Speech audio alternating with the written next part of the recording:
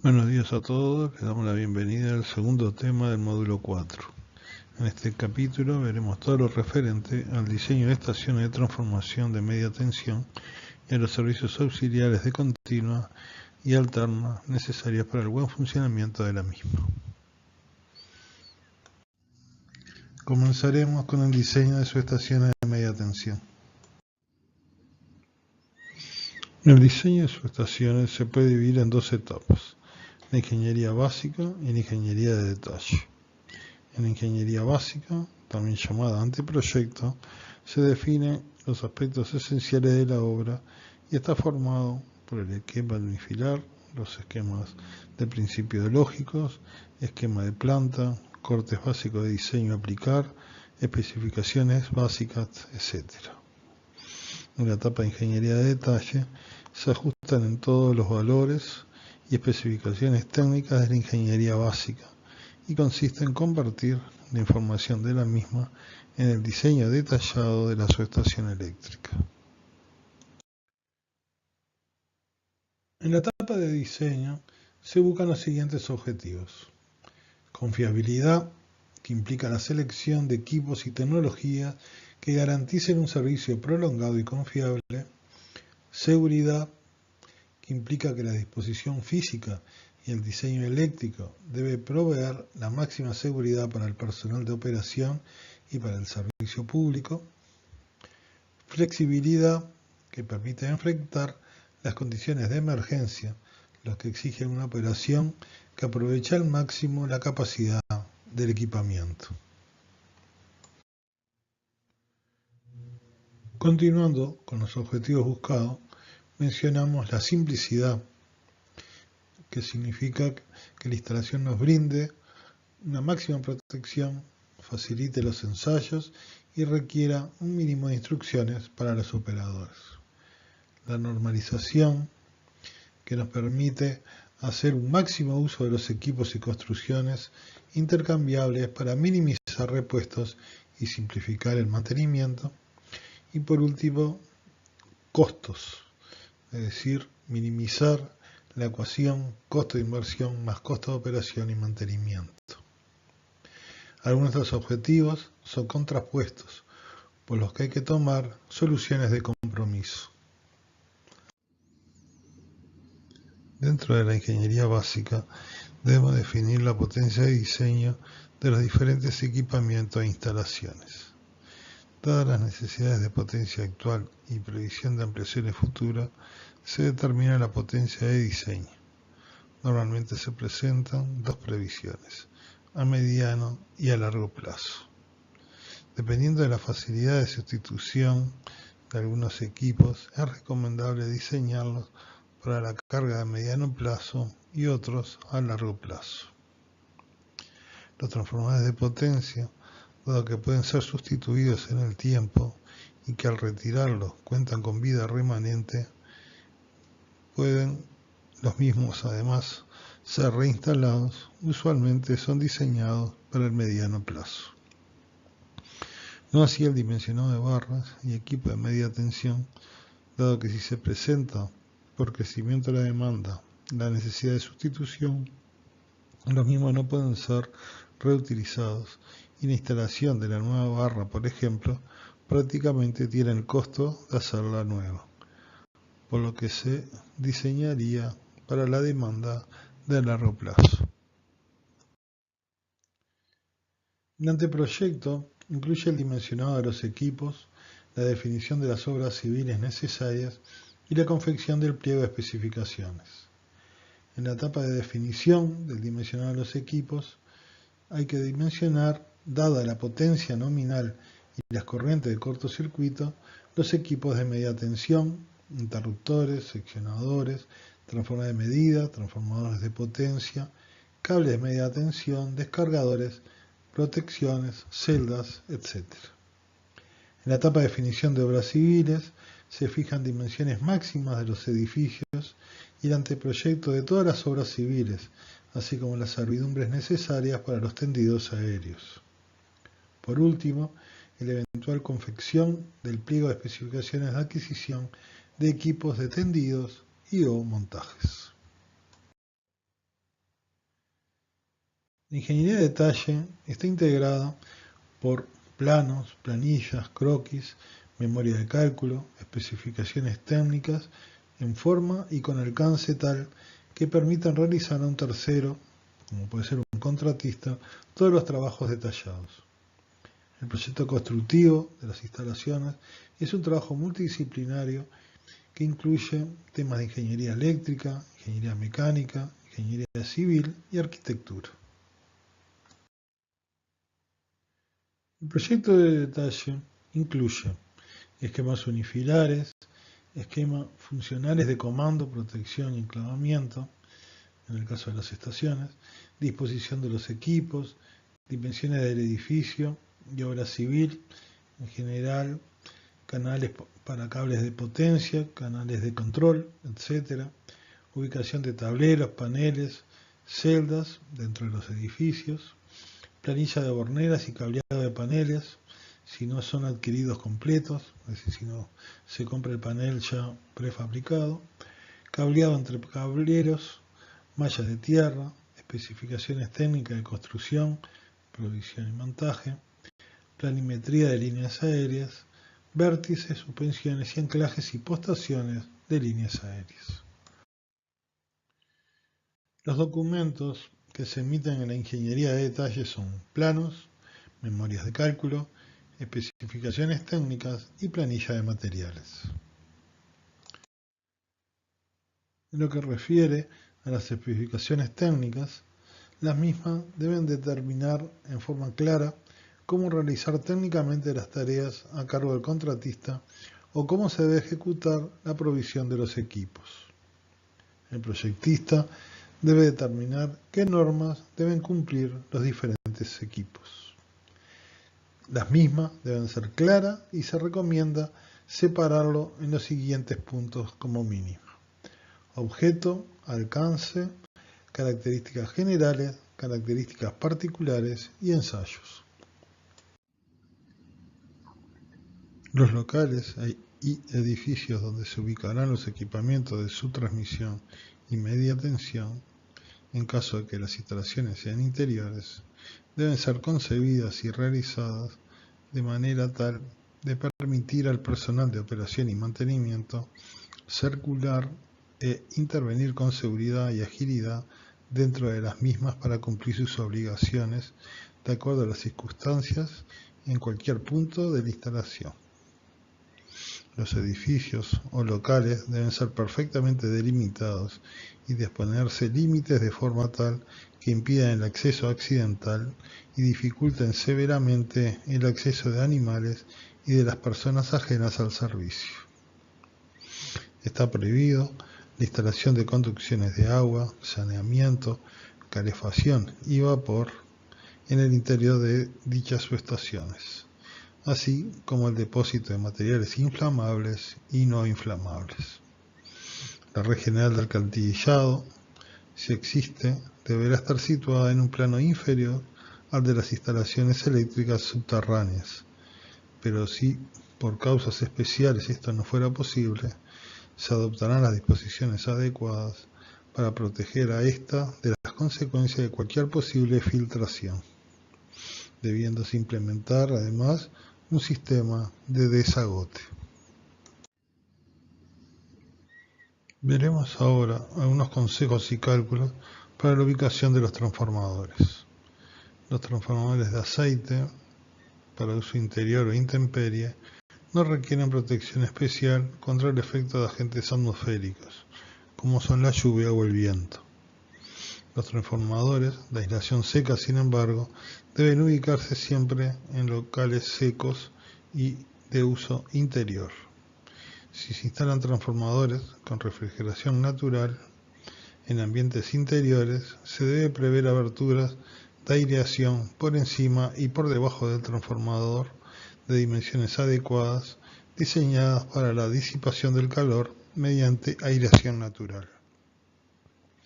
La ventilación puede ser natural o forzada, debiendo asegurar que la temperatura ambiente se encuentre entre los rangos con los que se especificaron los equipos para la operación normal. Si es forzada, Se dispondrá de dispositivos de parado automático para su actuación en caso de incendio. Deben disponerse de la forma adecuada y con las protecciones precisas a fin de evitar la entrada de animales, el acceso de agua o la introducción inadvertida de objetos metálicos. Debe tenerse en cuenta los efectos de la propagación de incendios a través de las canalizaciones para ventilación a fin de minimizarlo. En las subestaciones situadas en edificios que no son de uso exclusivo para las instalaciones eléctricas, el conducto de ventilación tiene que tener su boca de salida de forma que el aire expulsado no moleste a los usuarios del edificio, empleando, si fuera preciso, ventilación forzada.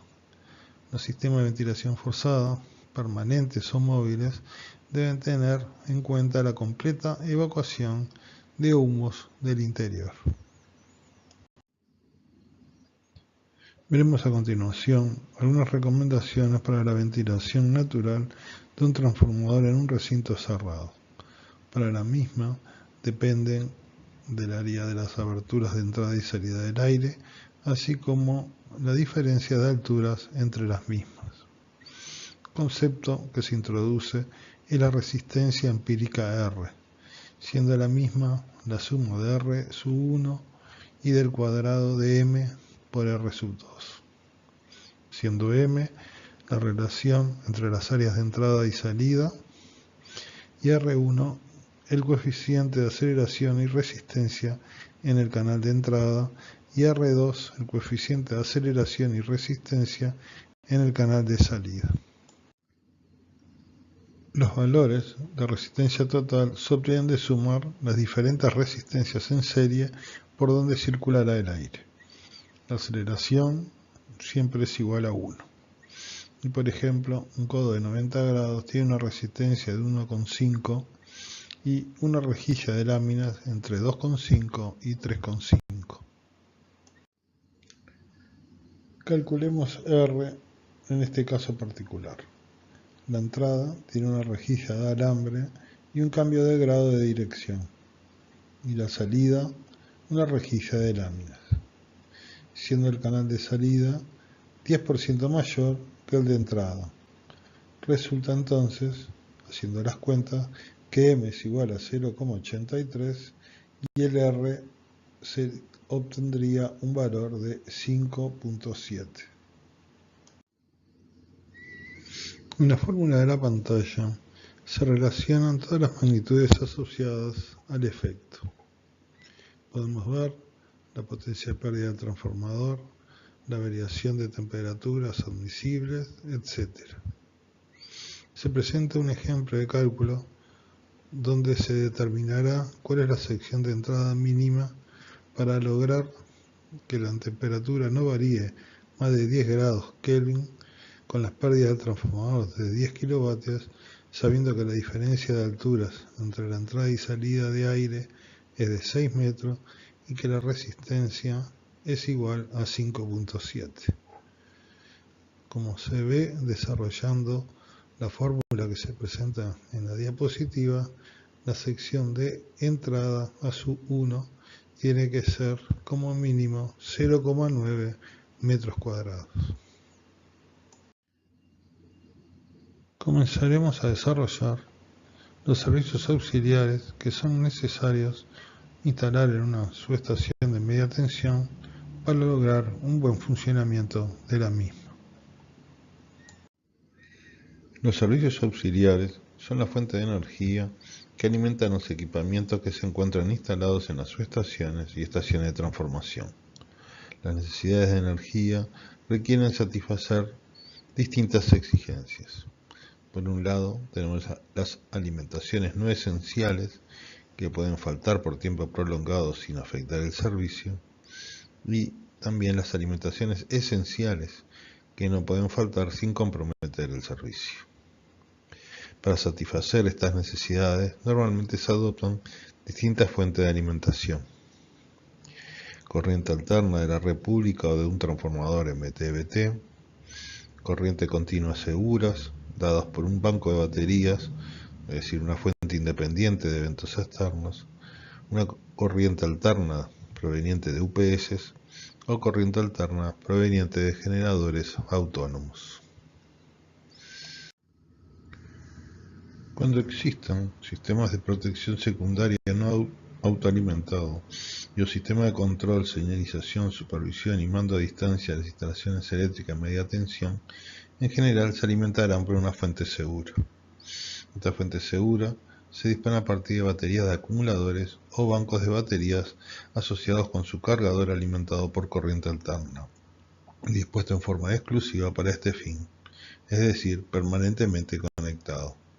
Se exceptúa de esta obligación aquellas instalaciones en que los relés son alimentados por el propio transformador de medida y no se dispone de sistema de control, señalización, mando a distancia. En condiciones normales de explotación, el equipo de carga de la batería será capaz de suministrar los consumos permanentes, además de mantener la batería en condiciones de carga óptima. En caso de falta de corriente alterna de alimentación al equipo de carga o falla por avería del mismo, deberá ser la propia batería de acumuladores la encargada de efectuar el suministro de corriente continua a los sistemas de protección y control. La tensión mínima, que deberá mantenerse al final de la descarga de la batería, deberá coincidir con la tolerancia de los equipos alimentados por la misma. Todas las fuentes seguras deberán disponer como mínimo de una alarma fácilmente visible en el frente del equipo que indique si se encuentra o no en condiciones de operar correctamente. En caso de disponerse de supervisión a distancia, se recomienda que esta alarma sea supervisada.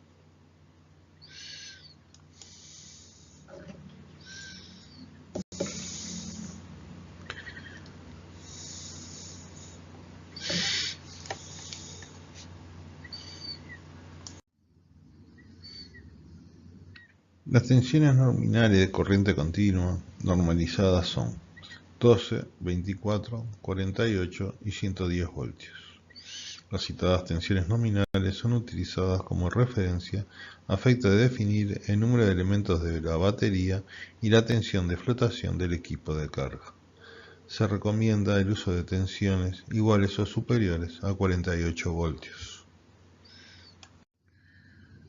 Los tipos de baterías de acumuladores que se utilizan normalmente son ácidas en las versiones de abierto o selladas o alcalinas para uso estacionario.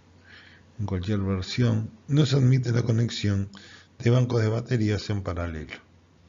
Para la elección de tipo de batería se tendrán en cuenta las características de los consumos en corriente continua, régimen de respaldo o régimen cíclico y consideraciones económicas.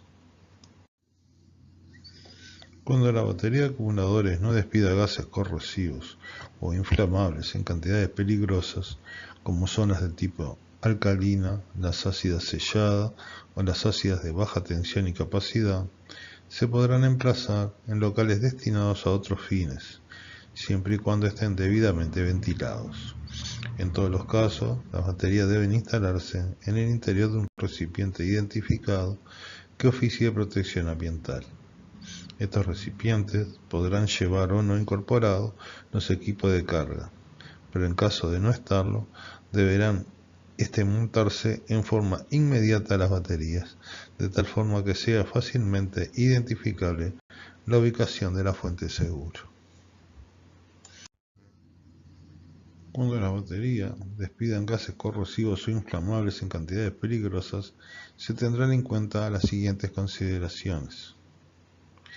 El local de su instalación estará destinado exclusivamente a ese fin y será seco, ventilado, aislado de vapores, gases, polvo y vibraciones u otros agentes nocivos, y de otros locales en los que existan equipos que puedan ser afectados por los gases corrosivos provenientes de la batería.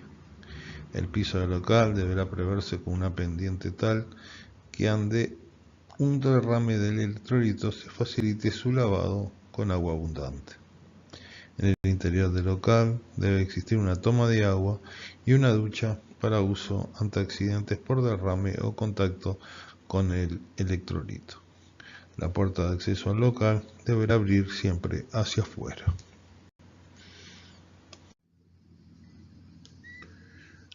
La instalación de las baterías debe ser tal que permita el eventual relleno del electrolito, la limpieza y la sustitución de elementos sin riesgo de contacto accidentales peligrosos para el personal. Las conexiones entre el banco de baterías y el resto de los equipos, cargador de baterías y tableros de distribución, deberán realizarse con cables unipolares con aislamiento exterior de colores diferentes, por ejemplo rojo para el polo positivo y negro para el polo negativo, y su recorrido de canalización evitarán cualquier tipo de contacto con el líquido corrosivo. En los bancos de baterías ácidas abiertas instalados en locales propios, los pasillos intermedios de acceso no podrán tener un ancho inferior a 75 centímetros. Las baterías estarán aisladas de sus soportes y estos del suelo, admitiéndose el uso de maderas tratadas. La instalación eléctrica para la iluminación en el interior del local debe ser estanca y la llave de comando de las puestas de la luz deben ubicarse en el exterior del local. Se prohíben normalmente la instalación de tomas corriente en el interior del local. Cualquier dispositivo de protección o comando eléctrico del banco de batería debe ubicarse también fuera del local. Las baterías alcalinas, ácidas selladas o ácidas pequeñas, que se instalen en recipientes, podrán ubicarse a la intemperie siempre que dichos recipientes sean apropiados para este tipo de instalación y estén dotados de ventilación adecuada y provistos de un aislamiento térmico que evite temperaturas peligrosas para la vida útil y funcionamiento de las baterías. En la diapositiva se presentan como ejemplo bancos de baterías estacionarias. En las mismas apreciamos la aplicación de los comentarios vertidos anteriormente en el curso, como la instalación de bancos en diferentes niveles, conexiones en serie, etc. En lo que refiere a la protección eléctrica de los circuitos de servicios auxiliares de continua, como norma general, los dos polos de la batería de acumuladores o del banco de batería estarán aislados de tierra. Las protecciones y alarmas mínimas que deben ser previstas son protección general con cartuchos fusibles o interruptor automático de calibre adecuado, ubicado entre el banco y la barra del tablero principal de distribución de corriente continua.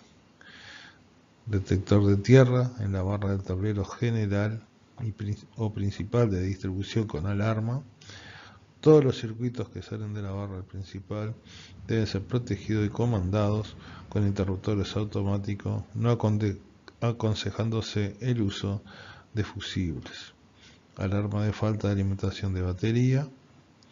Y los circuitos que alimentan comandos de interruptores deben ser exclusivos para este fin y deberán contar con alarma de falta de corriente continua.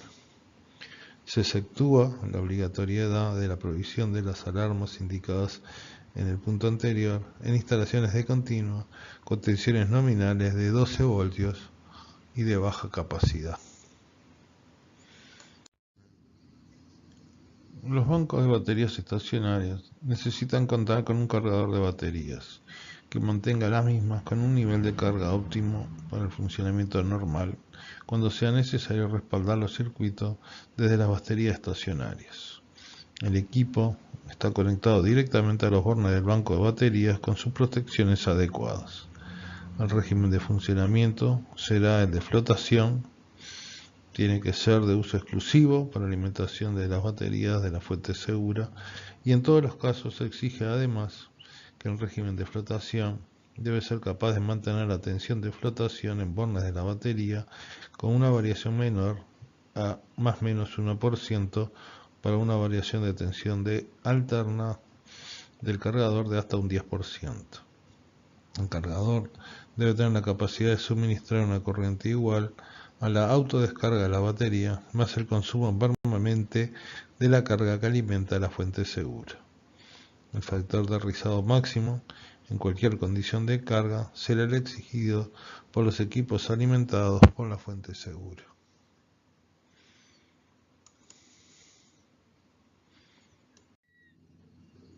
En la diapositiva apreciamos un rectificador cargador y el esquema de funcionamiento de dicho equipo, así como los diferentes regímenes de funcionamiento de carga profunda, flotación y ecualización. Se consideran servicios auxiliares en corriente alterna a aquellas instalaciones eléctricas que atienden cargas de baja tensión asociadas exclusivamente a equipos locales o predios de la instalación eléctrica de media tensión.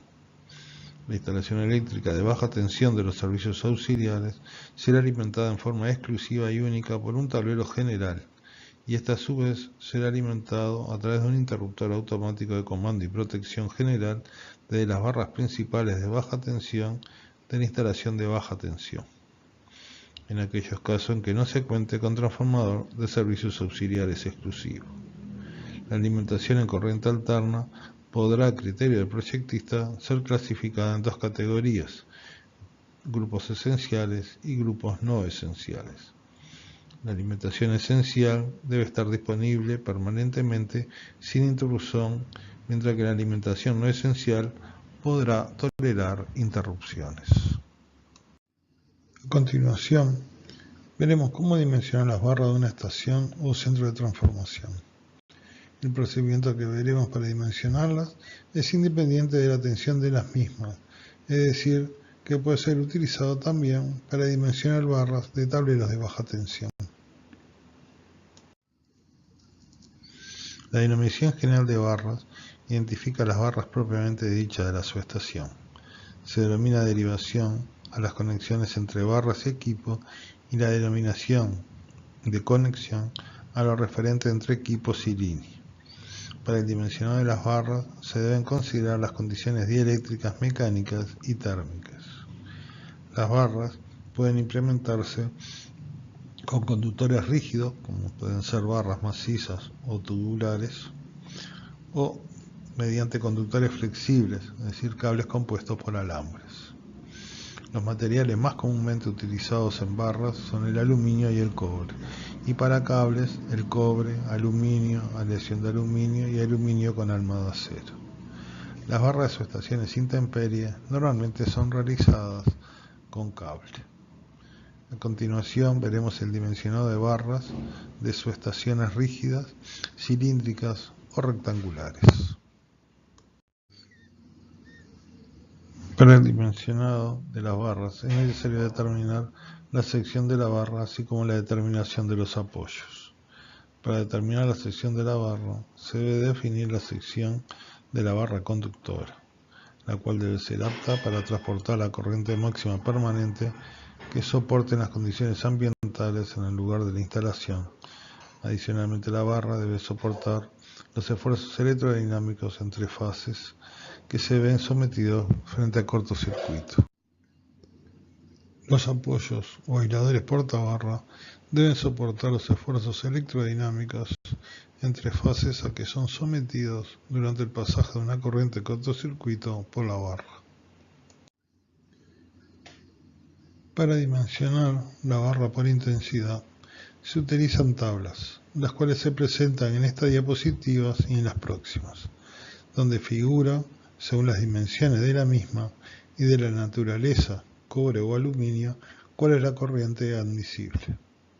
También podemos ver los valores admisibles si las mismas están pintadas o sin pintar, y si utilizamos una o dos barras en paralelo. Cabe mencionar que dicha tabla es aplicable para barras instaladas verticalmente. Se continúa presentando las corrientes admisibles para otras secciones de barras.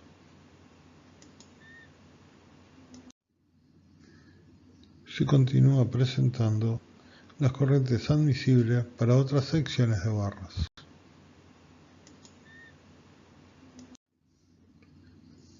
Las corrientes de cortocircuito originan esfuerzos electrodinámicos en las barras, apoyos, aisladores y demás elementos de los circuitos por donde circulan dichas corrientes.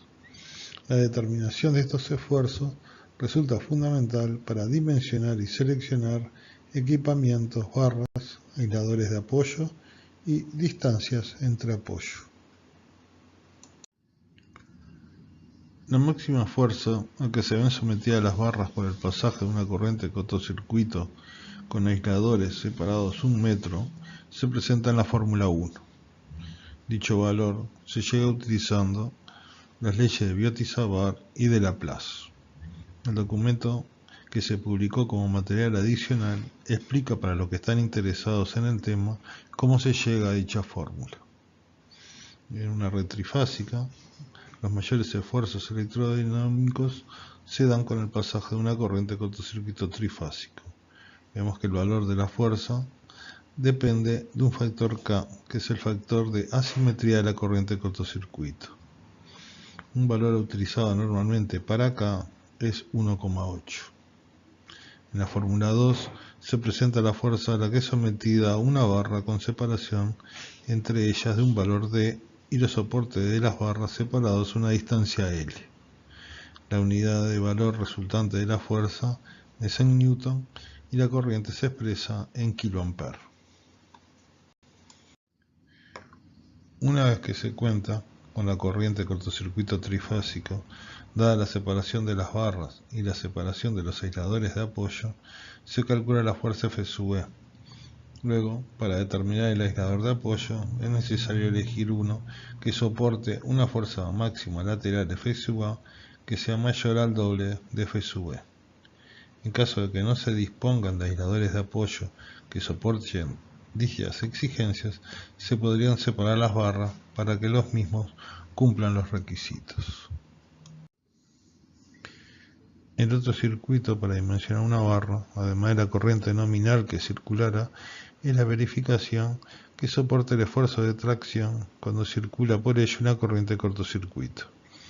Debe soportar los esfuerzos de tracción W sub R a que sería sometida la barra.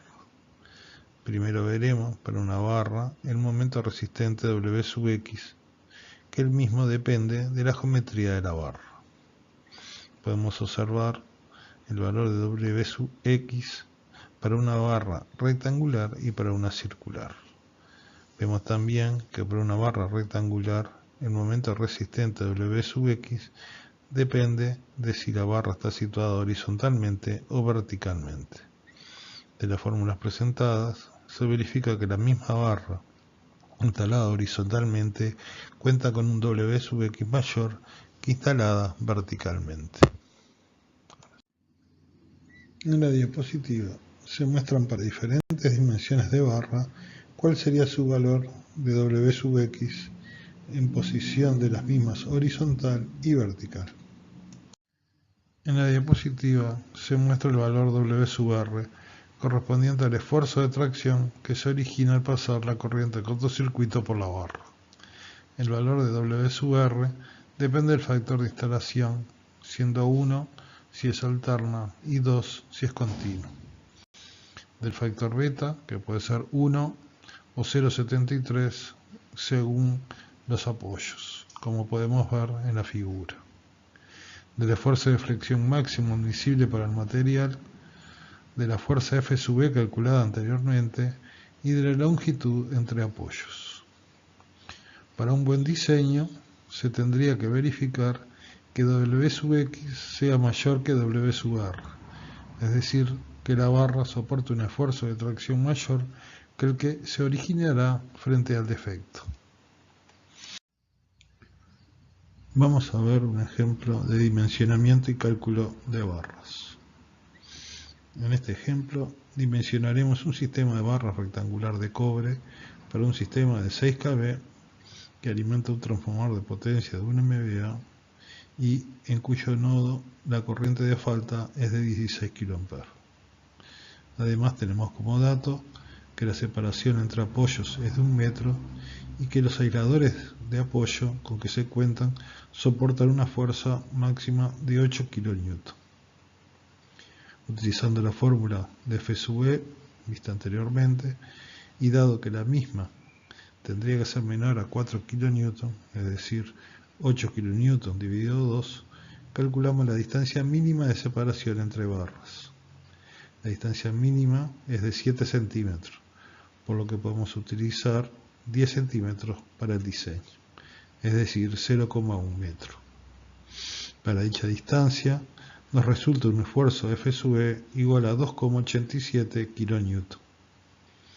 Dado que el transformador es de 1 MVA, la corriente nominal que circulará por la barra es de 96.3 A. Calculamos luego el W sub R, resultando el mismo 0.07 centímetros cúbicos. Con la corriente nominal y con el valor de W sub R mínimo, vamos a las respectivas tablas y elegimos una barra de cobre de 15 por 3 centímetros. En la diapositiva se muestra la tabla de características de un aislador de apoyo de una tensión nominal 12 kV.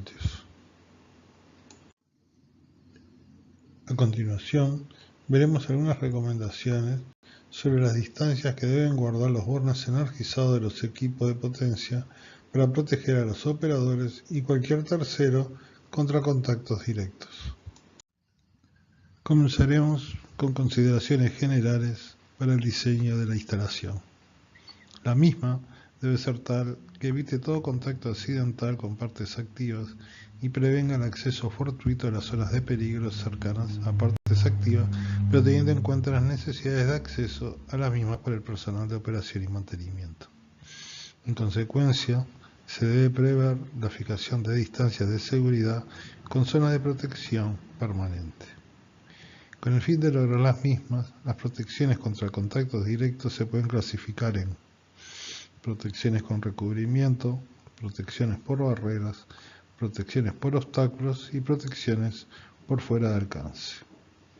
Las barreras pueden ser de muros sólidos, puertas o pantallas. También podrían ser mallas alambradas, a fin de asegurar que ninguna parte del cuerpo humano puede ingresar a las zonas peligrosas cercanas a las partes activas.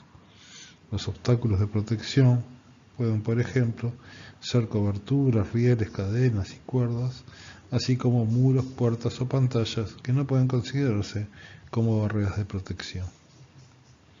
La protección por fuera de alcance se concibe instalando las partes activas fuera de una zona extendida sobre cualquier superficie donde personas pueden usualmente estar o moverse en la misma y limitada al alcance de su mano en cualquier dirección. En lo que refiere a los pasillos de servicios, el ancho de los mismos tiene que ser suficiente para permitir la fácil maniobra, mantenimiento, montaje e inspección de las instalaciones. El ancho mínimo se entiende como valores totalmente libres, es decir, medidos entre las partes salientes que pudieran existir, tales como mandos de aparatos, barandillas, etc. Los mismos son pasillos de maniobra con elementos en media tensión a un solo lado, 1,2 metros, y pasillos de maniobra con elementos de media tensión en ambos lados, 1,5 metros. En caso de instalaciones con celdas metálicas blindadas con aparatos no extraíbles, el ancho mínimo de los pasillos podrá reducirse a 1 metro y a 1,2 metros según que existan celdas a uno o ambos lados del pasillo respectivamente. En lo que refiere a instalaciones en baja tensión, las dimensiones mínimas para los pasillos de inspección con elementos en baja tensión a un solo lado es de 0,8 metros y en caso de que existan elementos de baja tensión en ambos lados del pasillo, la inspección debe ser como mínimo 1 metro. Los elementos en tensión no protegidos que se encuentran sobre los pasillos deben estar a una altura mínima h sobre el suelo, medida en centímetros, igual a h igual a 230 más d, siendo d el valor correspondiente de la tabla de la figura. En la zona de transporte de aparatos deberá mantenerse una distancia entre los elementos en tensión y el punto más próximo del aparato en traslado no inferior a d, con un mínimo de 40 centímetros. En cualquier caso, los pasillos deberán estar libres de todo obstáculo hasta una altura de 230 centímetros. En las celdas abiertas de las instalaciones interiores, las mismas deben protegerse mediante pantallas macizas, enrejados, barreras, bornes aislados, etc., que impidan el contacto accidental de las personas que circulan por el pasillo con los elementos en tensión de las celdas. En las próximas diapositivas entraremos con más detalle al caso de las celdas de media tensión abiertas. Continuamos tratando de las celdas abiertas. Entre los elementos en tensión y dichas protecciones deben existir como mínimo las distancias que a continuación se indican en función del tipo de protección, medidas horizontalmente y expresadas en centímetros. De los elementos en tensión a pantallas o tabiques macizos de material no conductor, A igual a D. En los elementos de tensión a pantallas o tabiques macizos de material conductor, B igual a D más 3. De los elementos en tensión a pantallas enrejadas, C igual a D más 10. Y de los elementos en tensión a barreras permanentes o transitorias por obras o mantenimiento, ya sean barandillas, listones, cadenas, E igual a D más 20 con un mínimo de 80 centímetros. En la tabla inferior se indica el valor de D para los diferentes niveles de tensión. En la diapositiva se muestran las zonas, dependiendo del tipo de protección, pantallas, tabiques, macizos, conductores o no, enrejados y barreras, donde por tema de seguridad no se deben instalar equipos con tensión. Es decir, en la zona sombreada de la figura no debe haber equipos con tensión. Vemos que las dimensiones de la zona dependen del valor de D, siendo el valor de D dependiendo de la tensión nominal de las instalaciones, sea un cuadro superior a la derecha. Por último, veremos las consideraciones a tener en cuenta para la localización de estaciones de transformación exteriores. Las subestaciones eléctricas de exterior podrán ir dispuestas a en terrenos o espacios cercados en su totalidad. Podrán ser subestaciones fijas o móviles con equipos de intemperie o conjuntos prefabricados aislados convenientemente, o existir parcialmente edificios destinados a subestaciones tipo interior. O B, sobre postes en terrenos vallados o no, cuando se trate de instalaciones de tensión eficaz máxima, normalmente inferiores o iguales a 36 kV. En los pasillos de servicio en instalaciones intemperie, los elementos de tensión no protegidos que se encuentran sobre los pasillos deben estar a una altura mínima h sobre el suelo, medida en centímetros igual a h igual a 250 más d, siendo d el valor visto en pantallas anteriores. La tabla se indica, según el nivel de tensión, las distancias mínimas a respetar entre fase-fase y fase tierra. Continuamos tratando los pasillos de servicio en sus estaciones exteriores. En las zonas donde se prevea el paso de aparatos o máquinas, deberá mantenerse una distancia mínima entre los elementos en tensión y el punto más alto de aquellos no inferior a D, con un mínimo de 50 centímetros. Se señalizará la altura máxima permitida para el paso de los aparatos o máquinas.